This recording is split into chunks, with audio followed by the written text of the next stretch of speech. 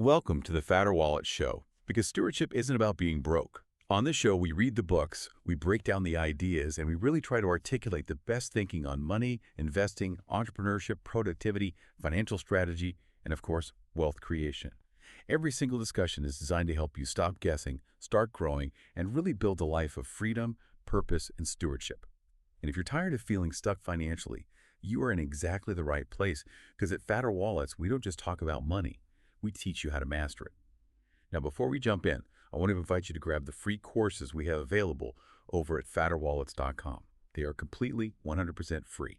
Inside you'll discover courses like how to pay off your mortgage in just 3 to 7 years using the Velocity banking strategy. This method shows you, really step by step, how to restructure your debt, use your cash flow as a weapon, and eliminate loans in record time. And you do it without earning more money and without working extra hours. You can also learn how to turn the stocks you already own into weekly income using covered calls. You'll discover how to sort of rent out your shares, generate consistent premium income, and dramatically increase your ROI with our options trading course, which is super beginner friendly. All of this is free. We believe financial wisdom should empower people, not be locked behind some paywall. So if you're ready to think bigger, live wiser, and grow a fatter wallet God's way, you're in the right place. All right, let's get into today's discussion. We are looking at the book Nudge by Richard H. Thaler and Cass R. Sunstein. This is such a foundational text. I mean, it's essential for understanding how we behave, especially when the stakes are high, like with our finances. So our mission today is, I think, very practical. We need to dissect the behavioral science in this work and then use it as a kind of blueprint for mastering personal finance, investing, and wealth creation. The goal here is to stop relying on just, brute force willpower and start understanding how to design our environment so that success becomes the path of least resistance. That's a shift in focus I really appreciate. Yeah. We spend so much time telling people what the right choice is, save 15%, pay off high-interest debt first. Yeah. But we almost never talk about why we fail to do those things, even when we know them intellectually. Yeah. This really moves beyond just instruction and into, like you said, intelligent system design. Exactly. And the whole foundational concept for this, it starts in a really simple, almost mundane setting. A school cafeteria. Let's talk about this person, Carolyn. She's a food services director in a big city school system, and she's managing the food for hundreds of thousands of children every single day. And she and a friend who was statistically minded, they ran this experiment that on the surface it seems almost trivial, but the implications were just enormous for behavioral science. It's incredibly simple. They didn't change the menus at all, because they didn't ban any unhealthy items. All they did was rearrange the way the food was displayed. The choice architecture. The choice architecture. We're just talking about location, visibility, and proximity. So things like changing whether the French fries or the carrot sticks were at eye level. Or maybe putting the chocolate milk before the plain white milk in a line. Precisely. And the results were just stark and repeatable. By placing certain items strategically, Carolyn could noticeably increase or decrease how much of certain foods the kids ate. If she put the fruit at the beginning of the line and the desserts way at the end, the consumption patterns shifted immediately and, significantly toward the healthier options. And here's the core insight, the thing that just flips traditional economic thinking on its head. Small changes in the environment have this immense power over human choice.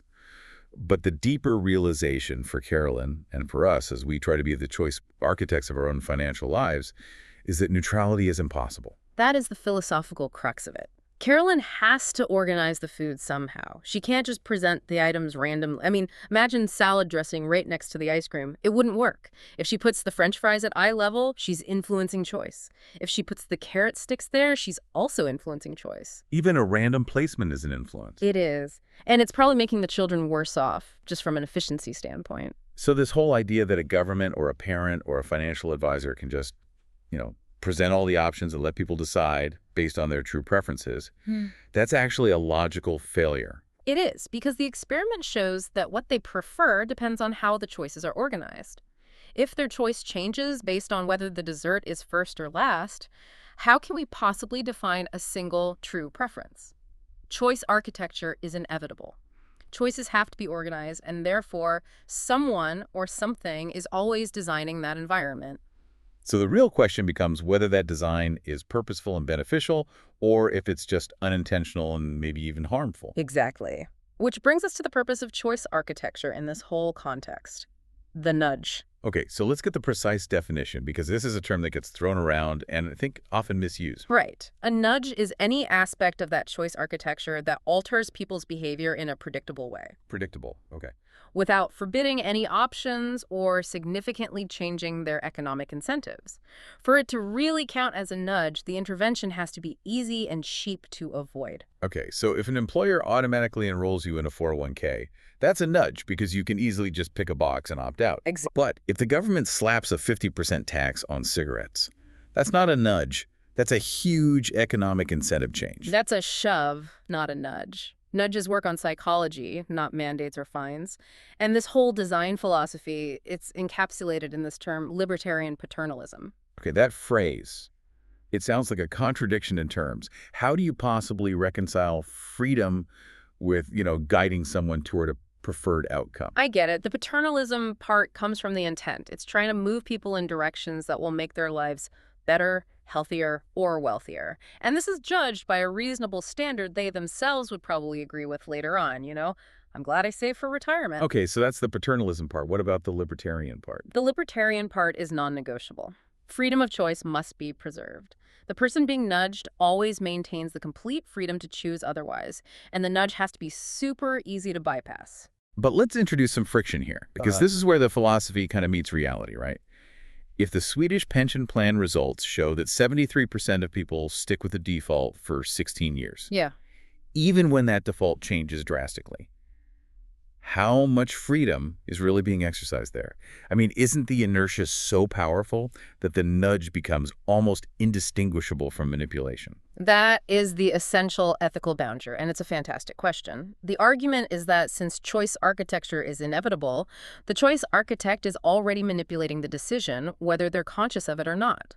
So given that, it's ethically superior to design the choice environment to encourage outcomes that improve welfare like higher savings rates, rather than outcomes that just benefit the architect, like maximizing profits from unhealthy food. So the intent has to be transparent and aimed at well-being. Yes, and you have to acknowledge that powerful inertia means the freedom to opt out, while theoretically there is often just not exercised by our, let's call it our automatic system. So the key isn't whether influence exists, it's whether that influence is directed toward the consumer's benefit. Precisely. It's designing systems that are robust enough to handle human frailty. And since these ideas were first published, the tools available to choice architects have evolved dramatically, especially with technology. So let's look at two critical concepts here: smart disclosure and its opposite, sludge. Smart disclosure is this radical move past outdated ways of delivering information. Historically, disclosure meant fine print, dense government documents, or these detailed nutritional labels. The stuff nobody reads. The stuff nobody reads. Unless you had an extreme food allergy, then you had to physically look at that fine print. Smart disclosure demands that organizations, especially those dealing with complex consumer products like finance and healthcare, make their data machine readable, searchable, and usable. So we're talking about transitioning from analog PDFs and paper forms to fully searchable online databases. Exactly. The goal is to enable the creation of what are called choice engines. Think of these tools like a GPS for your financial life. Okay. If all insurance plan data, all mortgage rates, or all investment fee structures were standardized and digitally accessible, third-party applications could instantly calculate the mathematically optimal choice for you, tailored to your unique situation. It would save you hours of spreadsheet work. It transforms complexity into simplicity. And the absence of that smart disclosure, that barrier, whether it's intentional or unintentional, that's what's now called sludge. Sludge is it's all the unnecessary friction. It's the paperwork, the multi-step verification process, the obscure deadlines, or, the forms that require 20 pages of information you probably don't have handy. Sludge is just a massive burden on us humans. So if choice engines are the future of making things easy, sludge is the intentional barrier to that ease. And we see this constantly in finance. Oh, constantly. A perfect example is applying for specific government benefits or financial aid, or even just trying to get a complicated reimbursement from an insurance company.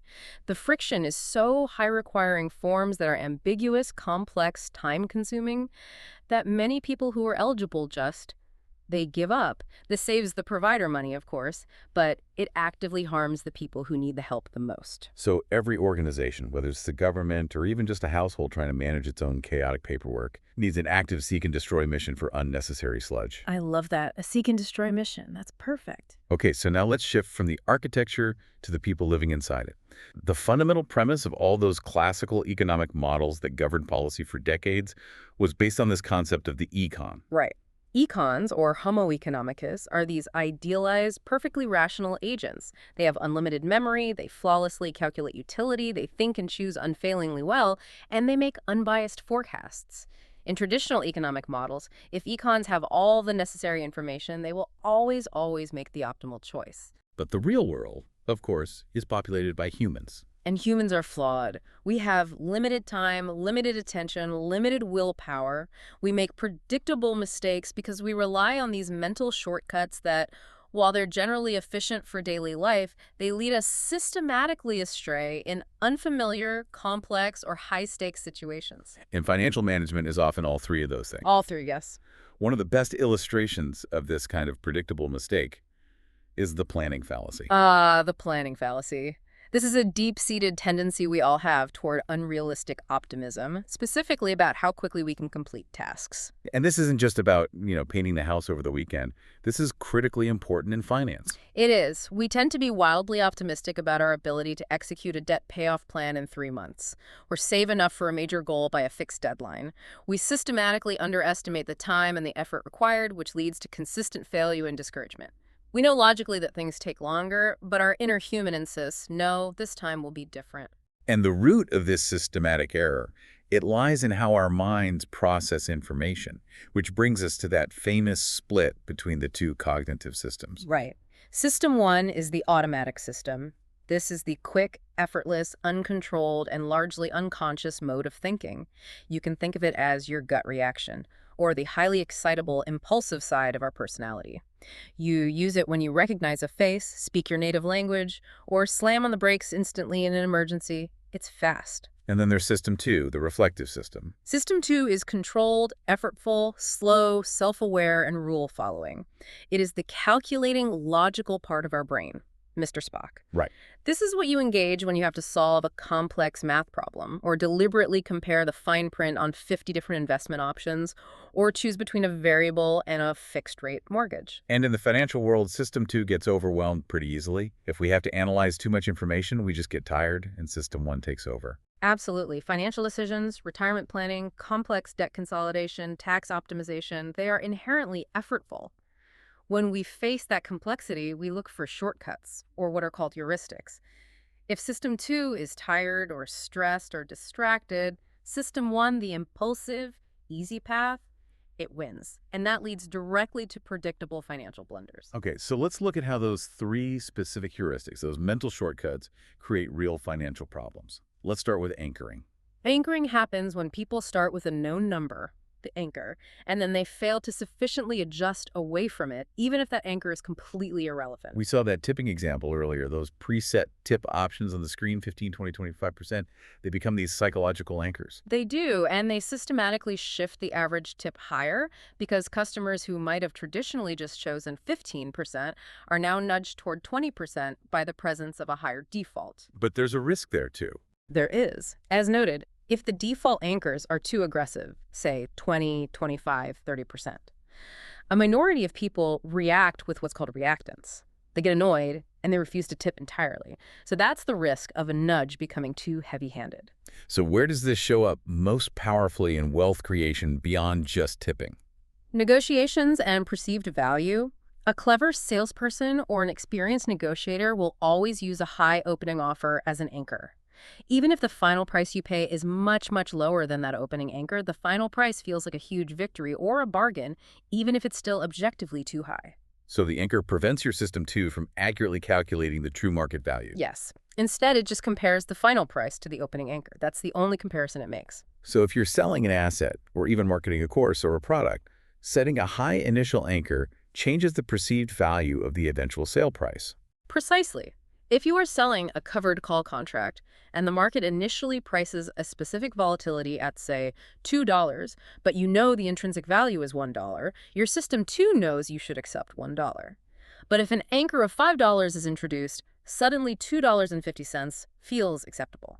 That is how powerful these subtle psychological biases are in setting our pricing expectations. Okay, the next shortcut is the availability heuristic. Availability. This means we assess the likelihood or the risk of an event based on how easily examples of that event come to mind, its accessibility and salience, how vividly or frequently we encounter the information.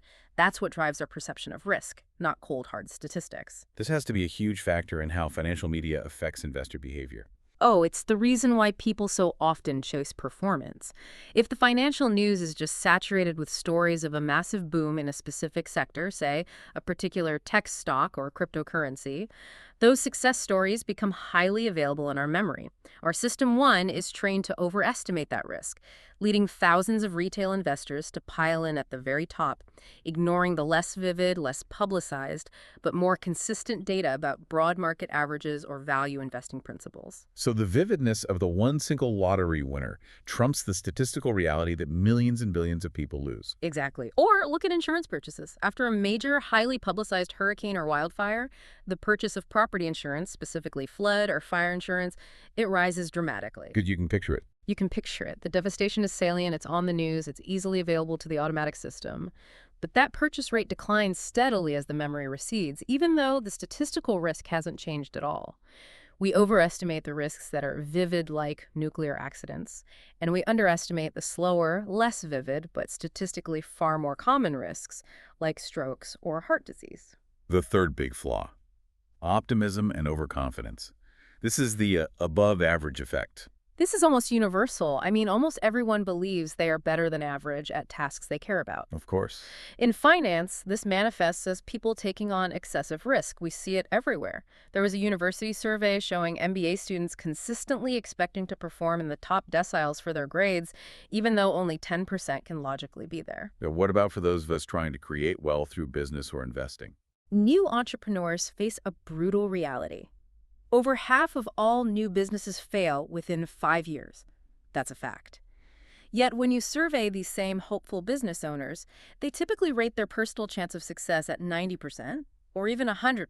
So they acknowledge the high failure rate for other people. For other people, yes, but they firmly believe they are the lucky exception. This overconfidence drives participation in lotteries, and unfortunately, it leads investors to overestimate their ability to beat the market consistently, which often results in excessive trading and higher fees that just erode their returns. And if we compound that optimism with the concept of loss aversion, we get a recipe for holding on to losing investments for way too long. Loss aversion is arguably the most powerful insight from behavioral economics. The psychological pain of losing something is roughly twice as potent as the pleasure of gaining the equivalent thing. So if I offered you a 50-50 coin flip, win $100 or lose $100? A rational econ would take that bet. A human will almost always decline it, because the prospect of losing that $100 feels like twice the emotional magnitude of winning the $100. The mug experiment shows how this applies to perceived value, doesn't it? Yes, the endowment effect. Once you are endowed with an object, it becomes yours, and giving it up is perceived as a loss. So mug owners in the experiment demand twice the price to sell their mug compared to what non-owners are willing to pay to buy it. Wow. This is why people struggle to sell an inherited piece of furniture, or, crucially, why investors hold on to leasing stocks. Selling the stock crystallizes the loss, which triggers acute pain. Holding it allows the investor to live in hope, avoiding the pain of loss, even if holding the stock is mathematically the wrong decision. And this painful preference for the current situation, that leads us straight into the status quo bias. The status quo bias is basically inertia fueled by loss aversion. Changing the current situation, even for a clear benefit, it requires effort, that system to work, and it risks an unknown loss. That effort and that risk are usually just too much for the automatic system to overcome. And the most painful example you mentioned was the magazine subscription trap. Sunstein's own anecdote is just so relatable. He accepted these free magazine subscriptions from American Express only to continue paying for them for over a decade. A decade. He barely read them, but the sheer mental friction, having to call, wait on hold, argue with the retention specialist, it was just too high a hurdle. The status quo, just paying the monthly fee, was the path of least resistance. That is the power of a well-placed, costly default. Okay, so we've established that our System 1 is lazy, it's loss-averse, it's easily anchored. This brings us to the central conflict in personal finance, self-control. And this is modeled as the eternal struggle between the planner and the doer. Yes. The far-sighted planner is our System 2. Our Mr. Spock concerned with future welfare, setting retirement goals, calculating optimal debt paydown strategies. And the doer is our System 1, our Homer Simpson, influenced by immediate temptations, cravings, and the impulse to spend money on something fun right now. Financial success demands that the planner be prepared to control the doer. And the only reliable way for the planner to win is through commitment strategies. Correct. These are actions you take in advance, when the planner is in control, to basically bind the hands of the doer later on. Ulysses tying himself to the mast to resist the siren song is the classic ancient commitment strategy. And in modern finance? In modern finance, this includes things like setting up automated transfers, signing up for a high-deductible health plan, or, if you want to lose weight, simply removing the bowl of cashews from the table before the dinner party even starts. You anticipate the temptation, and you eliminate the choice. This internal struggle is complicated by how we mentally organize our money, which is through mental accounting. Right. Mental accounting is the implicit, non-logical system we use to track and evaluate our home budget. Instead of viewing all money as fungible, a dollar is a dollar, we assign money to different mental accounts, like rent, vacation, food, or investment winnings. And we treat these accounts as if they're separate and non-fungible. Completely non-fungible.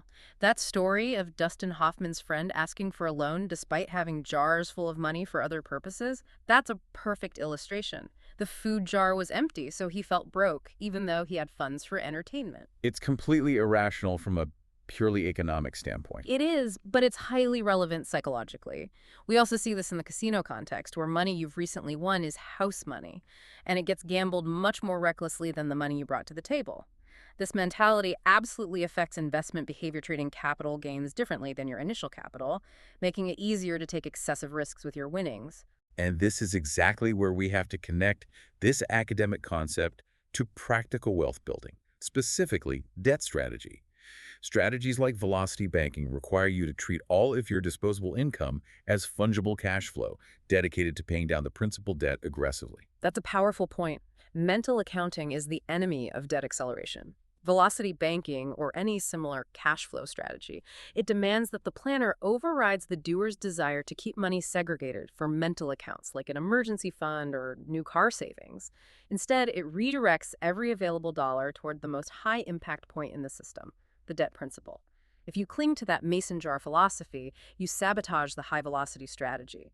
Mastery requires breaking down those mental partitions. Let's apply these concepts now to the highest impact financial choice most people make: retirement savings. Early experience with defined contribution plans like 401ks showed that many humans, even with employer matches, fail to enroll. It was a massive blunder. The employer match is virtually free money. It often represents an immediate 50 or 100% return on contributions up to a certain limit. Failure to enroll means you are leaving this free money on the table purely due to inertia, the hassle of paperwork, or just the sheer effort required to overcome that status quo bias and fill out the forms. The solution was obvious, and it is the single most effective nudge in modern finance: automatic enrollment. Shifting the choice architecture from opt-in to opt-out dramatically leverages the status quo bias in a beneficial direction. Instead of requiring System 2 effort to join, it requires System 2 effort to decline. And the participation rate. They soar. They increase by 25 to 50% across different studies. It's huge. But the early rollout of automatic enrollment, that demonstrated the danger of a poorly chosen default. The default detriment. Yes. When firms began auto-enrolling their employees, they had to choose a default savings rate and a default investment vehicle. And too often, the rate was a too low 3%, just below the typical employer match threshold of 6%. Oh, that's not good. Not good. And the investment was a too conservative, low-return money market fund. Employees passively accepted this, which meant the auto-enrollment fixed the participation problem, but it created an undersaving and an underinvesting problem. They were locked into a suboptimal path by inertia. So the choice architect needs to be wise. Fixing the enrollment problem led to the invention of a new commitment strategy nudge. Save more tomorrow, or SMART. SMART is brilliant because it tackles the doer's immediate loss aversion. People do not like seeing their current paycheck shrink. SMART asks the employee to commit in advance, when the planner is in control, to increase their savings rate not today, but with every future pay raise. So since the increased savings come from new income, the doer doesn't feel that immediate loss. Exactly. It leverages our future optimism, it minimizes the immediate pain, and it dramatically increases long-term savings rates as employees stay committed to it over years. We need to underline just how sticky these nudges can be.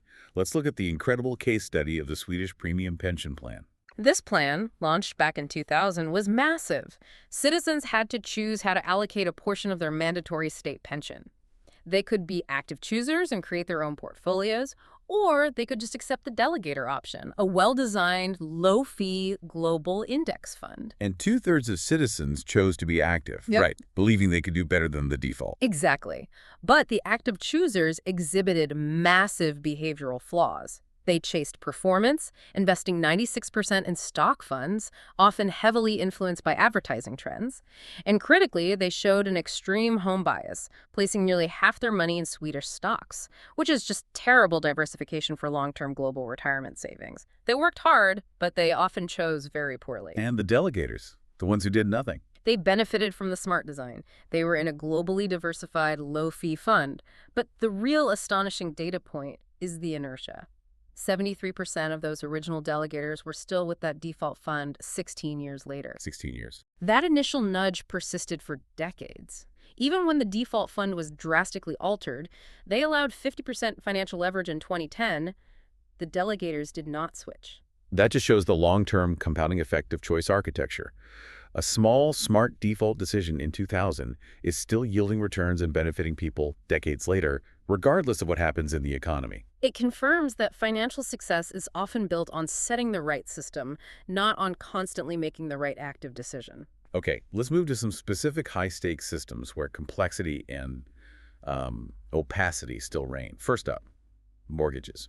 Modern mortgages are just labyrinths of complexity. You've got points, variable rates, early repayment penalties, specific fee structures. For the econ, complexity is fine. They just plug the numbers into a utility function and get the right answer. But for the human, complexity creates an opportunity for exploitation. It does. I mean, competitive markets are supposed to drive prices down and transparency up. But if the product is too complicated for the average System 1-dominated shopper, that competition just fails. And brokers, who are incentivized by high commissions, steer unsophisticated shoppers toward loans that are worse for the buyer but better for the broker. The information it's shrouded. So what are the choice architecture solutions proposed here to fight that shrouding and complexity? 2 key nudges. First, mandated disclosure. Require providers to fill out a single standardized, easy-to-read page listing all the major costs. And critically, ensure all those costs are incorporated into a single standardized annual percentage rate, or APR. This makes the true cost salient and facilitates easy comparison. And the second one is the creation of easy loans. This is standardization to fight complexity. The government or some regulatory body should mandate the creation of just a few standardized, easy-to-understand mortgage products, say a fixed-rate 15-year, a fixed-rate 30-year, and one simple variable option. These easy loans would have identical terms across all lenders, meaning the consumer's only task is finding the lowest published APR for the category they chose. It eliminates the confusion caused by slight variations in complexity that are just designed to confuse you. Okay, now let's pivot to credit cards, which are the quintessential tool of the doer, the automatic system. Credit cards are a massive self-control inhibitor. Studies have shown people are willing to pay up to double for an item if they can pay with a credit card versus cash, because the physical act of handing over cash makes the loss salient. It feels more real. It feels more real. The average indebted household uses credit cards heavily, paying massive amounts of interest. The main financial blunder here is the debt paydown strategy. What's the simple mathematical optimal rule versus what the common human strategy is? The optimal strategy is simple. Pay the minimum on all your cards, then dedicate all of your remaining cash flow to the card with the highest interest rate. That minimizes the overall interest you pay. But research has found that only about 10% of people follow this optimal System 2 rule. So what are the other 90% doing? They engage in something called balance matching. If they have $1,000 to allocate to debt and they owe $5,000 on card A and $10,000 on card B, they allocate it proportionally, about $333 to card A and $667 to card B, completely ignoring the interest rates. So the size of the debt balance anchors their payment decision, not the cost of the debt. Exactly. They're almost unresponsive to interest rate differences, even if one card is 25% and the other is 17%. That is pure System 1 thinking address, the biggest looking pile first, regardless of the mathematical burn rate. What's the easiest nudge to fix the most basic problem with credit cards? Late payments and fees. Autopay. The most essential self-control strategy is the one that removes the choice altogether. Only about 15% of cardholders use autopay, yet it eliminates late fees and missed payments, which are common even for high-income earners who are simply absent-minded. The planner sets the autopay. And the doer can no longer procrastinate. This is financial muscle memory in action. Finally, let's discuss insurance, which has a very clear, often ignored, guiding principle. The principle of insurance is clear. Insure against rare, financially ruinous events. Avoid insuring small, manageable risks. Therefore, the rule of thumb when you're purchasing auto, home, or health insurance is to choose the largest deductible available. And the common human mistake is deductible aversion. Exactly. People choose deductibles that are way too low, and as a result, they pay significantly higher annual premiums just to avoid a small, one-time risk of a higher out-of-pocket payment. It's incredibly costly over time. And this leads to the financial dominance trap in health insurance choices, which we need to break down mathematically. Okay. Consider two health plans offered by an employer. Plan A, a high premium, low deductible. Right. Let's say $5,000 annual premium, $500 deductible. Plan B, a low premium, high deductible. Let's say $3,000 annual premium, $3,000 deductible. If you choose Plan A, you are paying an extra $2,000 annually in premium just to reduce your maximum out-of-pocket risk by $2,500. And studies showed a majority of employees chose plans like A. So what's the math? If you consumed zero healthcare, Plan B is $2,000 cheaper. If you hit the deductible in both plans, Plan B costs you $3,000 in premium plus $3,000 in deductible, so $6,000 total. Plan A costs you $5,000 in premium plus $500 in deductible, so $5,500 total. So Plan B is only worse if you are guaranteed to hit the deductible, and the premium difference isn't enough to cover the deductible difference. But if you have low medical usage, Plan A is mathematically dominated by Plan B, meaning you are overpaying significantly. You are. The research found that many employees chose plans that were mathematically dominated. They paid more overall in almost every scenario, simply because they psychologically rejected the sight of that higher deductible number. That is loss aversion overriding thousands of dollars in annual savings. So what's the nudge for the listener to overcome this costly deductible aversion? Implement the On My Own account. This uses mental accounting to your benefit. You choose the highest deductible available, saving, let's say, $1,500 annually in premium. Yeah. You then automatically transfer that $1,500 premium difference into a segregated, separate savings account that you label Deductible Small Risk Fund. So you've self-insured the small, manageable risk. Exactly. And you now have a commitment strategy in place to cover the deductible if you need to, while keeping the majority of the money working for you. That's a powerful tool. Leveraging one bias, mental accounting, to defeat another bias, deductible aversion. Exactly. It's fighting fire with fire. Let's return to the war on sludge. We talked about government sludge, but private companies are absolute masters of using friction for retention. Oh, yes. The intention of private company sludge is often price discrimination. The London newspaper anecdote is a classic. They offer an easy, cheap trial subscription, but to cancel, you must call a long-distance number during specific business hours and give 14 days notice for a 1-month trial. That high hurdle is the sludge. It is. It makes the system to work almost impossible and effectively forces people to stay and pay. And mail-in rebates, they rely entirely on consumers' overconfidence and the application of sludge. People are so unrealistically optimistic, they predict they'll redeem 80% of the rebates they receive. The reality is often closer to 30%. Wow. The complicated forms, the required proof of purchase cutouts, the long waiting periods, that is all intentional sludge. It relies on the consumer's Plan A intention, I will redeem this, being foiled by the doer System 1 laziness, I don't want to fill out this form. Reducing the friction is the only effective intervention to increase redemption. Then there are shrouded attributes. These are costs or features that companies intentionally make hard to discover. They understate the true cost of the product. You think of a cheap printer. The attribute that's shrouded is the expensive proprietary ink cartridges you're required to buy later. Or resort fees at hotels. Exactly. Yeah. Mandatory resort fees or Wi-Fi fees. These obscure costs make comparison shopping impossible and allow the company to profit from the customer's lack of attention. So how do we fight this generalized friction and opacity across the entire economy? With smart disclosure and consumer ownership of usage data, the future of fighting friction is giving consumers electronic, machine-readable ownership of their own data. Their Netflix viewing history, their phone usage, their supermarket purchase history, their investment fee schedule. Why does owning this data matter so much? Because it enables third-party choice engines to work effectively. We can automate the shopping process. Look at the UK energy sector example. There's an app called Switch that allows consumers to scan their energy bill, and using that usage data, the app instantly recommends the mathematically cheaper provider and facilitates a low-friction switch. So it bypasses the need for the human to compare 50 different complex rate sheets. It turns a System 2 nightmare into a System 1 no-brainer. Finally, let's talk about the ultimate sludge offender, government taxes. The American tax code is an enormous creator of unnecessary sludge. The Form 1040 instructions run over 100 pages. This sludge costs citizens hundreds of dollars in preparation fees and countless hours of time annually. The high-impact, successful nudge used in many other developed countries, like Sweden, is auto-return. When the IRS sends you a pre-filled return. Yes. For 90% of filers, the IRS already possesses all the necessary income information. They should send a pre-filled return, and the taxpayer can simply review it and agree online with one click. This would eliminate massive compliance burdens, free up resources, and return hours of valuable time to citizens who can now pursue more productive activities or simply enjoy their lives. It's the ultimate sludge reduction effort. This entire framework, it really shows us that financial mastery is fundamentally an architectural challenge.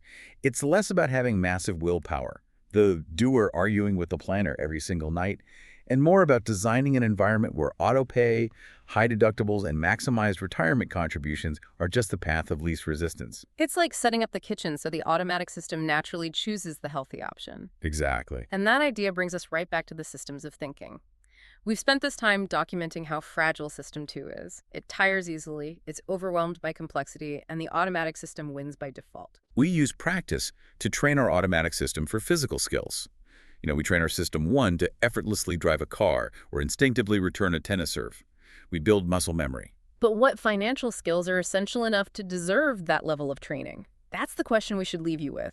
We know high-level financial tasks, choosing the optimal structure for a covered call strategy, day trading, or optimizing complex tax strategies. Those will always require intensive, reflective, System 2 thought. Those are high-level efforts. But the basics of building wealth, those repeated, daily, or annual high-impact choices, those should be automated. Those must become unconscious, automatic habits, financial muscle memory. Setting up automated debt payments, maximizing the employer match, automatically escalating your savings rate via Smart, utilizing high deductibles and the On My Own account. By delegating these critical high-impact tasks to an automatic set-it-and-forget-it environment, you free up your limited reflective capacity, your valuable System 2 time, for the truly novel, complicated, or joyful decisions in life, rather than wasting that mental energy arguing with yourself about canceling a subscription or calculating a balance payment. Design your life for success. Don't just rely on willpower. That is a profound perspective on stewardship and self-management. It's about engineering freedom.